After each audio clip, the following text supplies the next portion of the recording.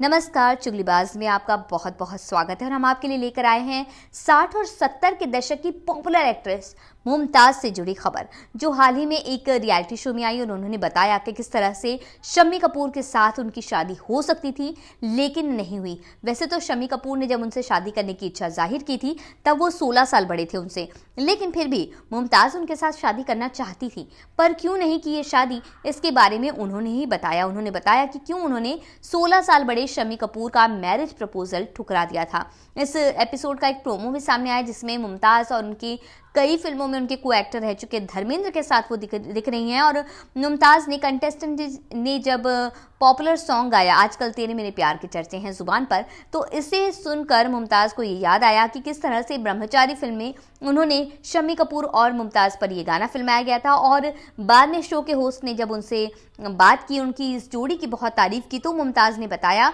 कि उन्होंने तो उन्हें सीधे शादी के लिए प्रपोज किया था। मुमताज़ ने कहा कि शम्मी जी ने कहा था मैं तुमसे शादी करना चाहता हूँ, लेकिन फिर मुमताज़ ने ये ऑफ़र ठुकरा दिया था। क्यों ठुकराया था? क्योंकि उन्होंने बताया कि मैं 17 साल की थी और मुझे शादी नहीं करनी थी, इसलिए नहीं हुई शादी। लेकिन मैं कभी कभी उन्हें याद करती हूँ। आगे अगर हम रिपोर्ट्स देखें तो फिर ये देख सकते हैं कि मुमताज़ भी शम्मी कपूर से प्यार करती थी, लेकिन जब मुमताज़ के आंटी ने उन्हें बताया कि शम्मी कपूर पहले से शादीशुदा हैं और ऐसे व्यक्ति के साथ शादी करके, शम्मी कपूर के साथ शादी करके मुमताज़ कभी खुश नहीं रह पाएंगी, वो उनकी दूसरी बीवी के तौर पर ही सामने आ पाएंगी, तो ये बात सुनने के बाद जब मुमताज़ ने दोबारा इस बारे में सोचा तो उन्होंने अपने कदम पीछे हटा लिए। वैसे मुमताज़ की शादी हुई 1974 में। उन्होंने बिजनेसमैन मयूर माधवानी से शादी की।